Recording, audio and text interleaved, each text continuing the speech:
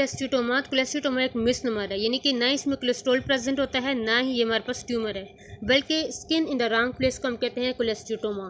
तो जब भी जो स्किन है जो कि हमारे पास एक्सटर्नल एडुटरी कनाल को लाइन कर रही है, वो अगर थ्रू द टेम्पैनिक मेम्ब्रेन चली गई है मिडिल ईयर में या फिर मेस्टाइड में, तो उससे हम कहते हैं कोलेस्ट्रोमा। ईयर की एपिथेलियम होती है वो 3 तरह की होती है, जिसमें एक तो है सिलिएटेड कलमनर, दूसरा है पेवमेंट, तीसरा है क्यूबाइटल।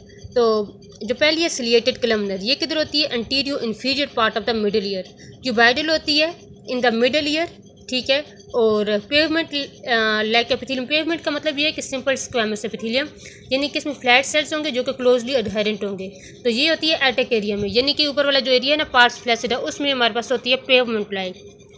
अब अगर इनमें से कोई भी एपिथेलियम ना प्रेजेंट हो, यानी कि इनकी जगह हमारे पास केराटिनाइज्ड स्क्वैमस एपिथेलियम आ जाए मिडिल ईयर में, तो उसको हम कहते हैं कोलेस्ट्रोमा।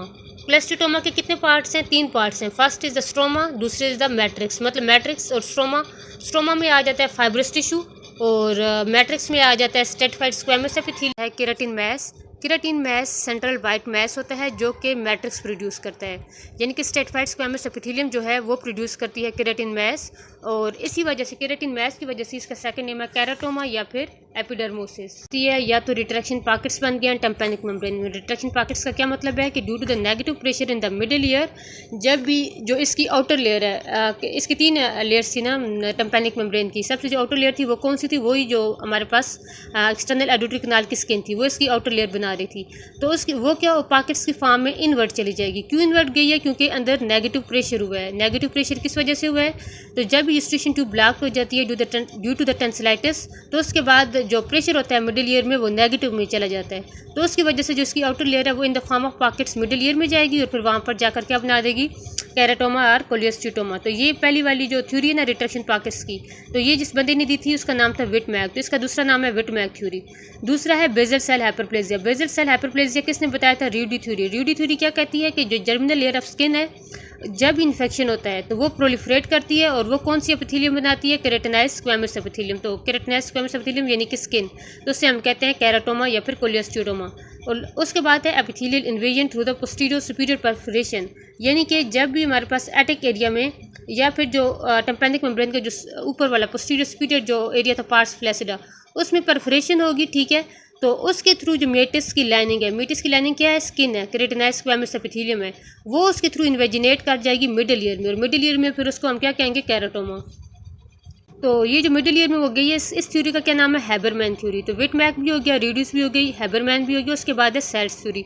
सेल्स थ्योरी ये कहती है कि जब भी रिपीटेड इन्फेक्शन होते हैं, यानी कि बार बार जब इन्फेक्शन होता है, तो जो मिडिल ईयर की जो लाइनिंग थी, जो कलमनर थी, उसमें क्या हो जाता है? मेटाप्लेजिया होता है।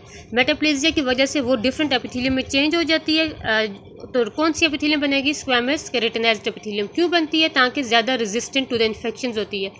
तो कलमनर जो थी वो इन्फेक्शंस के लिए इतनी ज़्यादा रेजिस्टेंट नहीं थी ना, तो वो चेंज हो जाती है, ठीक है। वो खुद में अडाप्टेशन लाती है, जिसकी वजह से वो केराटिनाइज्ड स्क्वैमस एपिथेलियम बन जाती है, और फिर उसको हम कहते हैं कोलेस्ट्रोमा। एक है कि अगर बर्थ प्रेजेंट है, ठीक है, तो उसे हम कहते हैं कंजेनिटल। दूसरी है एक्वायर्ड। कंजेनिटली अगर प्रेजेंट है तो वो बच्चा आपके साथ कैसे प्रेजेंट करेगा? कंजेनिटली वो आती किधर से है कि जब ये एपिडर्मल सेल रेस्ट हैं मिडिल ईयर क्लैफ्ट में या टेम्पोरल बोन में पहले से ही सेल प्रेजेंट है, तो उससे हम कहते हैं कंजेनिटल कोलेस्ट्रोमा। वो वाला बच्चा प्रेजेंट करेगा with the white mass behind the intact tympanic membrane, ठीक है। तो उसकी जो टेम्पैनिक मेम्ब्रेन है उसके पीछे क्या होगा? वाइट मैस प्रेजेंट होगा। और इसके अलावा बच्चे में हेयरिंग लॉस होगा, कंडक्टिव हेयरिंग लॉस। और कंडक्टिव हेयरिंग लॉस क्यों होगा?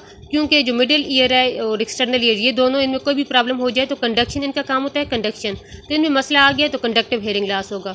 और अगर उस बच्चे में वो केराटोमा रप्चर हो गया है तो उस केस में बच्चे में डिस्चार्जिंग ईयर, ठीक है, उसकी जो मेन कंप्लेन होगी वो क्या होगी कि एक तो उसमें वाइट मैस होगा ऑन द एग्जामिनेशन, और दूसरा ईयर से डिस्चार्ज भी हो रहा होगा।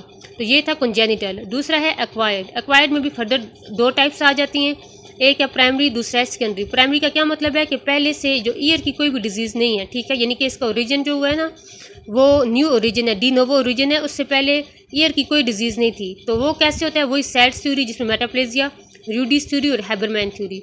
और जैसे इस डायग्राम में बता रहे हैं कि यूस्ट्रेशन ट्यूब ऑब्स्ट्रक्शन की वजह से negative pressure and the retraction pockets, जो कि विटमैक थ्योरी थी।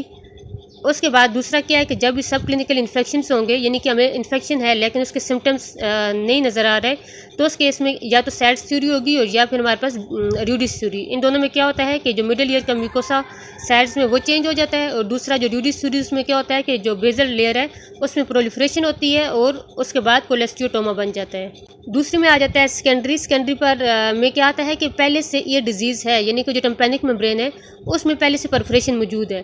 तो इसका ओरिजिन दो थ्योरीज बताती हैं कि कैसे फिर हमारे पास उस टिम्पैनिक मेम्ब्रेन के थ्रू केराटोमा बनेगा। एक है हैबरमैन थ्योरी कि उस परफोरेशन के थ्रू क्या होगा, एक्सटर्नल एकोस्टिक मेटिस की जो स्किन है वो मिडिल ईयर में आ जाएगी, इन्वेजिनेट हो जाएगी। और दूसरा क्या है सैड्स थ्योरी के due to the subclinical infections हमारे पास क्या होगा कि जो मेटाप्लेजिया हो जाएगा, मिडिल ईयर का जो म्यूकोसा है वो चेंज हो जाएगा into the stratified squamous keratinized epithelium.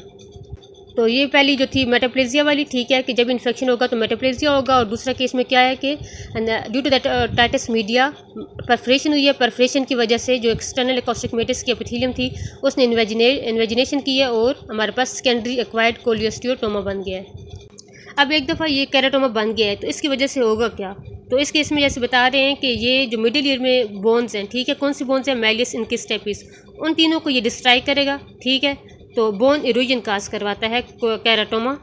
कैसे करवाता है, इसमें इंजाइम्स होते हैं, कोलेजिनेज, एसिड फास्फेटेज, प्रोटियोलिटिक इंजाइम्स होते हैं जो कि बोन के सेल जैसे कि ओस्टियोक्लास्ट है वो स्क्रीट करते हैं। और इसके अलावा जब भी ये कोलेस्टियोटोमा बनता है तो वहाँ पर इन्फ्लेमेशन भी होती है, तो उस इन्फ्लेमेशन के केस में जो इन्फ्लेमेटरी सेल्स आएंगे ना वो भी बोन इरोजन काज करवाएंगे, ठीक है। एक तो बोन इरोजन हो गया, दूसरा क्या है कि इसकी वजह से अगर पोस्टीरियरली ये एक्सटेंड होगा, ठीक है, तो उसमें एडिटस एंट्रम वेस्टाइड वो तीनों इन्वॉल्व हो सकते हैं कि उनमें भी इन्फेक्शन हो जाएगा। और डाउनवर्ड अगर ये जाएगा तो वहाँ पर क्या है मीजोटेम्पिनम, यानी कि जो टिम्पैनिक मेम्ब्रेन से नीचे वाला पार्ट है मिडिल ईयर का, मीजोटेम्पिनम को भी इन्वॉल्व कर सकता है। इसके अलावा ये बोन्स को तो करवाएगा ही करवाएगा, तो बोन्स में भी मेनली जो ये करवाता है ना वो इनकस की ज़्यादातर करवाता है। और इनकस के अलावा ये बोनी जो लेब्रिंथ है यानी कि इनर ईयर उसको भी इन्वॉल्व कर सकता है। जो फेशियल नर्व की कनाल थी वहाँ पर भी ये उसकी बोन को भी डिस्ट्रॉय कर देगा। साइनस प्लेट, टेगमेंट टेम्पिना, इन सब की ये बोन्स को जब डिस्ट्रॉय करेगा ना, जैसे अब इनर ईयर की कर रहा है, तो हमारे पास सेंसरी न्यूरल हेयरिंग लॉस भी हो जाएगा अलॉन्ग विद द कंडक्टिव। और फेशियल नर्व की वजह से फेशियल नर्व की पल्सेस आएंगी, और तो इस तरह इसकी बहुत ज़्यादा एक्सपेंशन की वजह से क्या आ जाएंगी हमारे पास कॉम्प्लिकेशंस। तो इसे हम कहते हैं कोलेस्टियोटोमा या फिर केराटोमा।